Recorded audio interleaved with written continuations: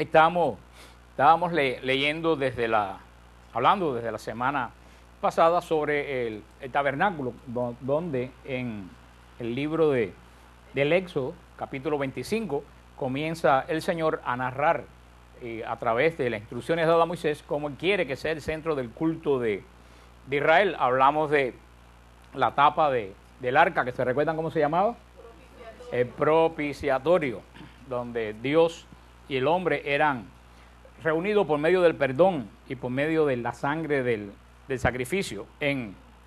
Sobre la tapa del arca, en el propiciatorio, los dos querubines, que era el centro del culto de Israel y que estaban en posición de adoración.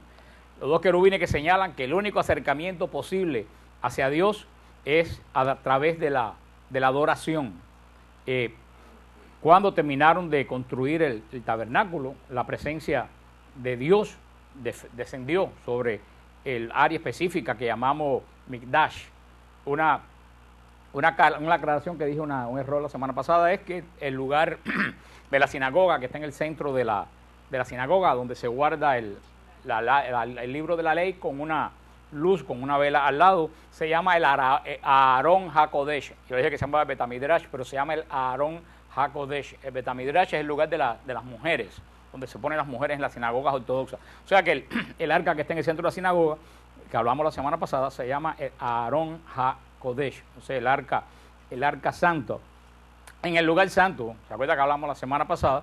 Que en sí lo que es el templo se dividía en dos partes, el lugar santo, ¿y cómo se llamaba el otro lugar?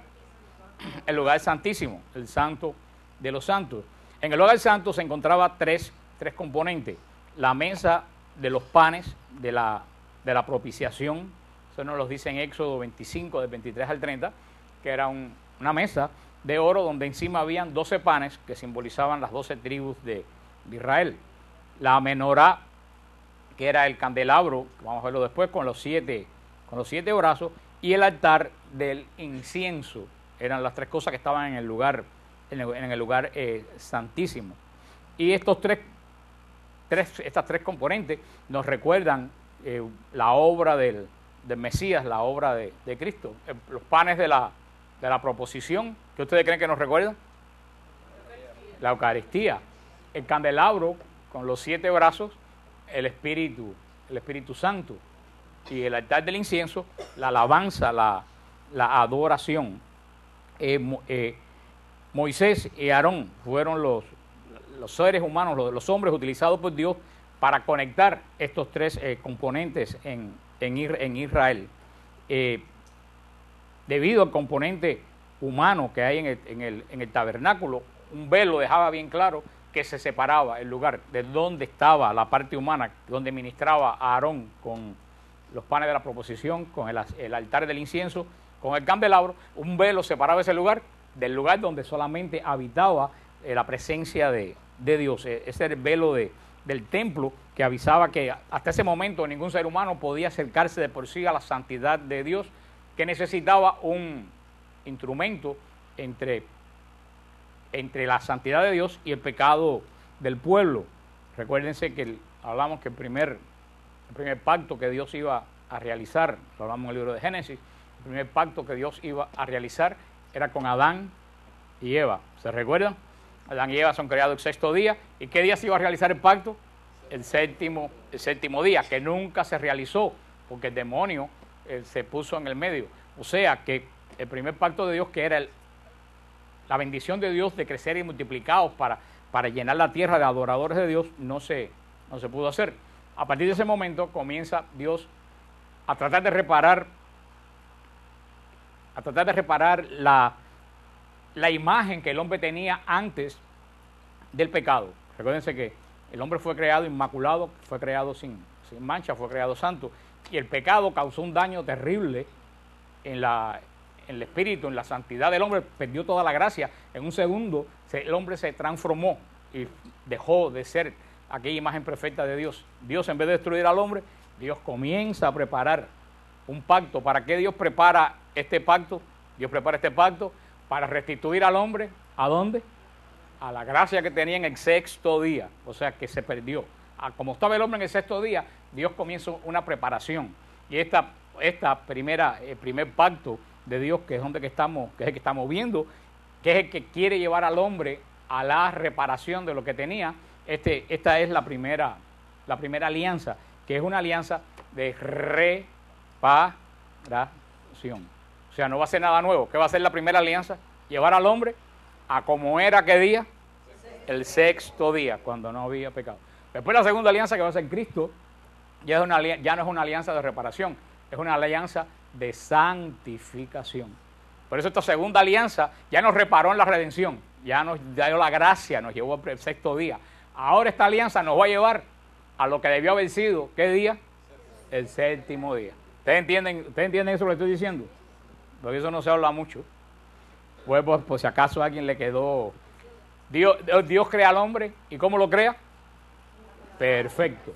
Igualito que él. En un segundo el pecado entra, ¿y qué pasa con el hombre? Se daña totalmente. Dios tenía dos opciones: desbaratar lo que hizo, acabar la creación y hacer una creación nueva, o reparar lo que se rompió. Para reparar lo que se rompió, Dios hace una alianza, que estamos viendo el principio de la preparación de esta alianza. Pero esta alianza no es de perfección. Esta alianza es de ¿qué? Reparación. Si ustedes vienen a ver, toda esta alianza es para llevar al hombre a como estaba el día sexto, antes de que el hombre pecó. Si todo este tiempo se perdió, si el hombre no hubiera pecado, todo este tiempo no hubiera sido necesario. Toda esta primera alianza es de reparación, por eso son todos estos pasos. ¿Qué es lo primero que Dios le da en la alianza de reparación al hombre? ¿Qué es lo que tiene que hacer para agradarlo a él? Los mandamientos. Hasta ese momento el hombre no sabe qué es lo que tiene que hacer para parecerse a él, y Dios le da los mandamientos. Después que le da los mandamientos, le da la adoración, para que se vaya acercando a Dios. Pero todavía el hombre no está acercado a Dios, está en proceso de ¿qué? De reparación. Por eso que está la cortina en el medio. Imagínate que ustedes, cuando el ángel, ustedes se ponen a hacer una casa nueva, ¿no? Y el día antes de estrenar la casa, de ponerle la puerta a la casa, viene el ángel y se lleva la casa. ¿Qué tienen que empezar otra vez? A armar toda la casa, trabajar para volver a cómo, a como si hubiera sido la casa como estaba hecha antes del ciclón. Eso es lo que pasó con la primera alianza. Ya viene Cristo en la cruz, muere en la cruz, nos redime y ahora hace una nueva alianza. Ya en esta alianza ya estamos reparados. Esta alianza es para perfeccionarnos. Por eso esta alianza es de ¿qué? De santificación. Y cuando termine esta alianza, vamos a estar como debiéramos haber estado, ¿qué día? El día séptimo. ¿Y que se acuerdan qué es lo que iba a pasar el día séptimo de la creación? La unión de Adán y Eva. Por eso dice el Apocalipsis que al último día, ¿qué es lo que va a haber? La unión de Cristo y la iglesia. ¿Entienden? Lo que hubiera, ya el séptimo día, cuando Cristo venga, que es el séptimo día, por eso va a ser nuestro Shabbat, va a ser como la unión de Adán y Eva, pero ya no va a ser un hombre y una mujer, ya va a ser Cristo y la iglesia. Ahora estamos en este proceso de la primera alianza, ¿de qué? ¿De qué es este proceso? Reparación. Y eso es lo que significa la cortina, el velo del templo. Algunos de los aspectos de adentro del tabernáculo que nos habla la palabra de Dios, porque Dios es específico en la liturgia, en los sacramentos, porque acuérdense que todo esto que estamos viendo aquí son sacramentos de Israel. Porque ¿se acuerdan que es un sacramento? Como dice Mirta, el sacramento es un signo visible que anuncia algo invisible. Nosotros tenemos sacramentos que son signos visibles que anuncian cosas invisibles. El agua en el bautismo es visible y avisa que el niño es adoptado por Cristo, que esa acción es invisible. El sacerdote, cuando va a la absolución, yo los absuelvo, ese sonido de esa palabra, esa absolución, es visible de un hecho que ocurre invisible. ¿Cuál es el hecho invisible? Que mis pecados son perdonados. ¿Se ven los pecados cuando son perdonados? No, es una acción espiritual. Se anuncia por lo que dice el sacerdote. Israel tenía eso mismo, tenía signos visibles que anunciaban cosas invisibles. Signo visible, el arca. La alianza era invisible. La alianza era un deseo de Israel y un deseo de Dios. Pero ¿en qué se visualiza la alianza? En las piedras, en los mandamientos. ¿Y dónde están guardados? Entonces el arca es el signo visible ¿de qué cosa? Del pacto. Entonces es un sacramento. Es un signo visible que habla de algo invisible. Dios perdonaba los pecados de Israel, pero ¿cuál era el signo visible que los pecados de Israel eran perdonados? Los sacrificios. Los sacrificios. Por eso, todo esto que estamos viendo son, ¿qué cosas? Sacramentos de la antigua alianza. Y así como la antigua alianza tenía sacramento, la nueva tiene sacramento. Nos dice en Éxodo 27:20, sobre el aceite del candelabro, de la menora. ¿Se acuerdan que la menora tenía cuántos brazos? 7 brazos. 7 brazos simbolizan, si ustedes ven desde el principio, ¿qué es lo que está simbolizando estos siete brazos? Está simbolizando, por supuesto, está simbolizando, simboliza para Israel el pacto de Dios. 7 es la misma raíz de la palabra pacto, pero para nosotros, los 7 brazos de la menora simbolizan las 7 acciones, dones del Espíritu Santo. El número 7, el Espíritu Santo actuando ya desde... ¿Qué hace el Espíritu Santo en la iglesia? El Espíritu Santo en la iglesia, a través de sus dones, ilumina nuestra vida, santifica, pero sobre todo ilumina nuestra vida. El Espíritu Santo, fíjate que el Espíritu Santo baja en Pentecostés, ¿en forma de qué? De llama. En Pentecostés baja en forma de llama. Está en este candelabro con las 7 llamas. Se recuerdan también en el Apocalipsis, delante de Dios están los 7 candelabros con los 7 llamas. Este candelabro simboliza para Israel el pacto de Dios siempre presente, pero para nosotros simboliza los dones, simboliza el Espíritu Santo, la plenitud del Espíritu Santo. El Señor en Éxodo 27 nos habla del aceite del candelabro. Nos dice que el aceite que se usaba para el candelabro no era un aceite cualquiera, tenía que ser un aceite puro de oliva, un aceite puro de oliva. Fíjate como todo lo de Dios tiene que ser como puro, intocable. Pero todo tiene que ser puro, pero después María, pues no es pura. Ustedes no se dan cuenta que la dicotomía de los protestantes, todo lo de Dios es puro menos la madre. Y estas son cosas externas. Si estas cosas externas tienen que ser puras, con cuánta más razón la madre que le va a dar genética, que le va a dar sangre, que le va a dar todo, tiene que ser pura. Pues el aceite era, si ustedes se acuerdan, cuando yo les expliqué cómo se hacía este aceite, lo que pasa es que a lo mejor se los olvidó ya. Las primeras aceitunas, pero eran aceitunas que no se aplastaban. Si ustedes se recuerdan, si ustedes cuando los que han ido a Israel, los que van a ir ahora en el mes de octubre a Israel, en Getsemaní y en Cafarnaúm se ven las prensas de oliva, eran unas piedras que las hacían huecas en el medio con un eje central, y en ese hueco redondo se ponía otra piedra, una cosa gigantesca que pesan toneladas, y esa piedra se movía con un mulo, y ahí se iba echando las aceitunas, y la piedra la iba triturando, y por una canal salía el aceite. El aceite no era ese. Este aceite no se podía triturar. Este aceite que se usaba en el templo era cuando se ponían las aceitunas una arriba de otra, las de arriba aplastaban las de abajo, porque este aceite que se echaba en la piedra que daba vuelta, ese aceite salía con impureza, que es lo que sacaba arena del roce de las piedras, y no era puro.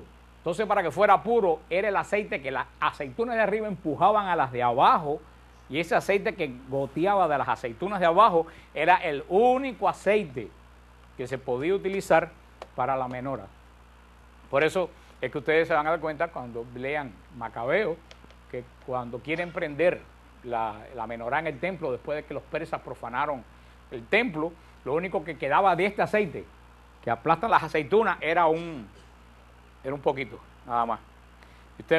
Una persona puede pensar, bueno, si el aceite era un poquito, ¿por qué no fueron a buscar a la bodega de la esquina un poco más de aceite? ¿Cuál era el problema? Es que tenían que poner las aceitunas una arriba de otra y esperar que el peso las aplastara. Y el milagro, que por eso es Hanukkah, es que ese poquito que quedaba de aceite ardió 9 días hasta que las aceitunas se aplastaron unas a otras. Por eso es que ponen la Hanukkah, el candelabro de que no tiene 7 velas, sino tiene 9 y una en el centro. Este aceite aceite de oliva puro machacado es el que se ponía en la menora, que la menora ardía todos los días de la semana, 24 horas. La menora jamás se apagaba. También vamos a ver en Éxodo 30, 22, que el Señor también manda a hacer aceite para ungir, el aceite de la unción. No lo vamos a leer, acuérdense, solamente estábamos mencionando los elementos. En Éxodo 20, 22, en Éxodo 37, 29, el Señor habla del aceite para la unción. Era una forma especial que se usaba solamente para hacer este aceite. Y se prohibía reproducir este aceite de la unción. Se usaba mirra, ahora Rubén lo va a querer hacer, yo se lo puedo asegurar. Se usaba mirra, se usaba canela, anota Rubén, canela. Se usaba una cosa que yo no sé qué es, que se llamaba cálamo. No sé qué es el cálamo. Se usaba cálamo y se usaba casia. Casia. No sé, lo que, bueno, Rubén, te lo puedes preguntar a Marta María, ella te puede dar la receta. Y tenía la medida exacta: 500 ciclos de mirra, 250 ciclos de canela aromática, 250 ciclos, que es una medida de la época, de cálamo aromático, y 500 ciclos de casia. Todo eso se unía y eso no se podía reproducir, nadie en Israel lo podía volver a hacer. Ese era el aceite que se usaba. Primero se usó para ungir el tabernáculo, para ungir el arca, para ungir, por supuesto, el arca, para ungir la mesa con sus utensilios, para ungir la menora, el altar del incienso, el altar del holocausto. Todo, absolutamente todo lo que iba para el servicio del Señor tenía que ser tocado con el aceite de la unción. El aceite de la unción significaba que cuando el aceite de la unción caía sobre algo, eso pasaba a ser uso exclusivo de Dios. Nadie podía tocar jamás una cosa para un uso personal, no, nadie podía usar nada que haya sido tocado por la unción, nadie lo podía tocar. Cuando los vasos sagrados se ponían viejos, o cuando las cosas se ponían antiguas, las enterraban en una de las afueras del templo, pero nunca en la vida nada que hubiera sido posesión de Dios podía ser usado para otra cosa. De nuevo nos referimos a ¿quién? A María. Si un vaso que era posesión de Dios no podía ser usado ni para echar agua a las matas del templo, como María, después de ser ungida, porque lo dice, el Espíritu Santo descenderá, te ungirá. Como María, después de ser ungida por Dios, va a ser tocado por José o por otra persona. Es que eso no el que conoce verdaderamente Israel sabe que eso no puede ser posible. Todo esto, que es en la antigua alianza, sigue en la nueva. Por eso Jesús se llama Cristo. Cristo viene de crisma, y crisma es el nombre griego del aceite de la unción. Crisma es el aceite, es el nombre que se le da griego al aceite de la unción. Por eso Cristos quiere decir el que ha sido ungido.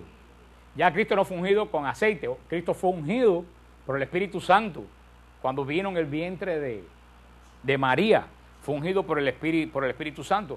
Pero nosotros en la iglesia tenemos un signo visible del crisma de Israel y de la unción de Cristo. ¿Cuál es? El aceite crismal, el que se llama el crisma, el aceite si ustedes ahora en muchas iglesias lo tienen los tres. Si ustedes van a muchas iglesias van a ver que tienen 3 ánforas puestas en un lugar de privilegio. Esos son el aceite, el crisma, que es el que se usa. El crisma se usa para ungir el altar. El crisma se usa para ungir una iglesia que se acaba de hacer. Se unge las paredes, se unge toda la iglesia. Y también el crisma se usa para ungir a los bautizados. Fíjate qué interesante, con el mismo aceite que ungen, ¿qué cosa? El altar, los ungieron a todos ustedes y a mí. ¿A alguien se le ocurriría escupir arriba un altar? No, el altar todo el mundo lo respeta, ha sido ungido. Por eso que la iglesia respeta la vida de todo ser humano, porque cada uno de ustedes son tan santos como el altar. Y eso es lo que quiere decir cristiano. Mucha gente piensa que cristiano quiere decir seguidor de Cristo. Etimológicamente se puede utilizar como seguidor de Cristo, pero espiritualmente cristiano quiere decir el que ha sido ungido con el crisma. Cristiano quiere decir ungido. Cristiano quiere decir los que son posesión de Cristo. O sea, cuando todos ustedes le pusieron el crisma en la frente, que es el mismo crisma que ungió el altar de la iglesia de ustedes, no porque este altar no está ungido, porque es un altar de madera, no está ungido, pero los altares de las iglesias que son de piedra y que están ungidos, cuando el mismo crisma que cayó sobre ese altar, cayó sobre ustedes. Y cada uno de ustedes como cristianos son tan santos, son tan propiedad de Dios como el altar de la iglesia de ustedes. Y ese crisma es el que se usa para ungir a los obispos, y ese crisma es el que se usa para ungir a los sacerdotes, el crisma de la unción. También está el crisma de los neocatecúmenos, que es el crisma que se le pone al bebé antes de bautizarlo, pidiéndole que aparte de las acechanzas del demonio. Y está también el tercer aceite, es el aceite de la unción de los enfermos. Son las 3 ánforas que la hace el obispo el Jueves Santo en la catedral, y de ahí lo reparte todas las iglesias. Ese crisma no es un aceite que el Padre cogió de cualquier lado, ni que cualquiera. A mí nunca se me olvida, porque nosotros dicen que los carismáticos como que nos transfugamos un poco las cosas, y como nosotros andamos con aceite, esto no es el crisma, y el aceite que tiene Rubén, por mucho que lo unge y la cosa, esto no es el crisma. Como decía un cura del Santo Sepulcro, esto es aceite de la cocina de los monjes armenios. Bueno, eso no es de la cocina, pero hay un cura que tiene, como dicen que tiene muy, no voy a decir la palabra porque la gente en otros países no se usa, que tiene muy mala sangre mala sangre quiere decir que le gusta hacer chistes crueles. Y dice, ustedes andan comprando ese aceite es aceite que después que cocinan los armenios lo venden en el Santo Sepulcro. Pero esto es para que ustedes entiendan, este aceite es un sacramental. Este aceite como el agua bendita. Este aceite como la cruz de San Benito, un sacramental. ¿Qué cosa es sacramental? Un signo que no da gracia. Es un signo que simboliza algo. ¿Qué simboliza el aceite? Que estamos orando por la persona. Como el agua bendita simboliza nuestro bautismo. Esos son sacramentales. ¿Cuál es la diferencia entre sacramental y sacramento? El sacramento imparte gracia. El crisma de la unción imparte gracia en el sacramento del bautismo. Esto no imparte gracia. Esto es un signo de que nosotros estamos en comunión orando por. ¿Entienden las diferencias de este aceite? ¿Por qué le digo esto? Porque una vez en San Hugh, una señora del grupo, a una señora le dio una cosa, porque le daban cosas a la gente en la iglesia y eso, nosotros los casos raros caían de Miami, y a una señora le dio una cosa y esta señora no tenía aceite, y le dijo, padre, deme el aceite del crisma para ungir. Y el padre le dijo, perdóname, yo no te puedo dar el crisma del aceite, tú no puedes ungir a nadie con el aceite del crisma. Por eso muchos carismáticos no entienden la diferencia de este aceite que usamos para ungir del aceite de la unción crismal. Ese aceite lo hace el obispo de una ceremonia que debía ser el Jueves Santo, en muchos lugares se hace el martes o el miércoles santo, y el obispo prepara el aceite de crisma por esta misma cosa que se mezclan y unge. Es una ceremonia hermosa que todos católicos en algún momento de su vida debía ver la misa crismal. Una pena que aquí la hacen por la mañana, ahora muy inconveniente. Allá cuando yo estaba en Cuba, la misa crismal la hacían por la noche para que todo el mundo pudiera asistir, porque es una ceremonia verdaderamente impresionante. Pero ese aceite de la unción que usamos, como una señora me dijo, un testigo de Jehová le ha dicho, que de dónde sacábamos nosotros el incienso. Que a santo que nosotros sacamos el incienso del Antiguo Testamento, del altar del incienso, y de nuevo en el Apocalipsis, que dice que los ángeles están moviendo ¿qué cosa? Incensario. Vaya pregunta más. El aceite de los sacramentos de nosotros, ya sabemos de dónde viene. ¿De dónde viene? Del crisma de la unción del Antiguo Testamento. Pues con esto se ungía. Pero fíjate, ¿quién en Israel, quién compusiera este aceite, era excomulgado de Israel? El Jerén caía sobre él, era separado para siempre del pueblo de Israel. Este aceite ni se podía hacer por nadie, ni se podía utilizar por nadie. También otro de los utensilios que tenemos antes de llegar al lugar santísimo era el lavatorio o fuente, que está en Éxodo 30, entre el tabernáculo y el altar. ¿Se recuerdan? Estaba el altar de los sacrificios, estaba el tabernáculo aquí, que era el lugar santo y el lugar santísimo, pero entre el altar y el tabernáculo estaba una fuente gigantesca, con un de bronce, con una base grande. En esa fuente los sacerdotes se lavaban las manos y los pies antes de ministrar en signo de purificación. Bueno, cuando lleguemos a hablar del templo, vamos a hablar cómo los sacerdotes había un código pero eso lo vamos a ver más adelante, pero eso lo vamos a mencionar nada más. Había un código de cómo el sacerdote comportarse en el templo. El sacerdote, desde que llegaba al templo, se quitaba los zapatos y tenía que caminar despacio y solemnemente. Y ¿te acuerdas? Ustedes han oído hablar de la guardia del templo, ¿verdad? Que fue a coger preso a Jesús. Pues la guardia del templo andaba con unas varas, y al sacerdote que no estaba caminando solemnemente ni estaba adecuadamente, le daban 7 varazos y lo sacaban del templo.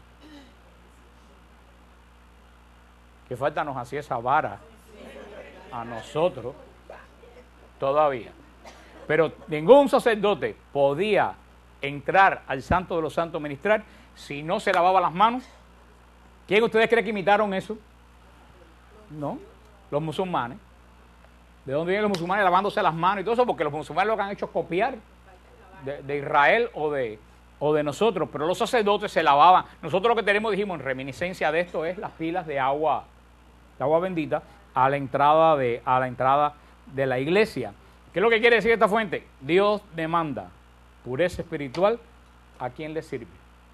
Quien le sirve tiene que tener pureza espiritual. La fuente, ¿de quién usted cree que es símbolo la fuente? La fuente es símbolo de Cristo. De Cristo. Esta limpieza no viene del Espíritu Santo, esta limpieza viene de Cristo, que nos redimió en la cruz, y redimiéndonos nos limpió del pecado. Y los sacerdotes tenían que meterse las manos en los pies, lo que hacen y a dónde van, en la fuente de donde sale la limpieza. Por eso esta fuente simbolizaba a Cristo. Y también tenemos el altar del incienso, que está en Éxodo 30 y en Éxodo 37 también. La mesa del incienso era una mesa cuadrada de .45 metros por .45 metros por 90 de metros, o sea, que era rectangular. Era el incienso de oro macizo, con 4 cuernos cuernos no quiere decir cuernos de vaca, con 4 salientes en la esquina, con anillo para meter una vara. Era como también se transportaba, la vara también estaba recubierta de oro, y el altar del incienso estaba en el lugar de los santos, en el lugar santo, frente al velo que separaba de Dios, y ahí es donde se ofrecía el incienso. También el altar del incienso es prefigura de Cristo. ¿Por qué el altar del incienso es prefigura de Cristo? Yo lo digo todos los días aquí, que nuestro incienso suba ¿hasta dónde? Hasta el lugar, hasta el trono de Dios. Si vemos a ver, el incienso es lo que simbólicamente lleva nuestra oración de aquí hasta el trono de Dios. Cristo es nuestro intercesor. Cristo es el puente entre Dios y los hombres. Por esto el altar del incienso también es prefigura de Cristo. El altar del incienso es una de las prefiguras más hermosas de nuestra alabanza. El humo del incienso no es el altar. Nuestra alabanza va al cielo por medio de ¿quién? De la mediación, de la redención de Cristo Jesús, que simboliza la adoración misma de la iglesia. La semana que viene seguimos con las interpretaciones y con la mesa, con el candelabro, con los vestidos de los sacerdotes. Seguimos la semana que viene y el significado que esto tiene en nuestra vida.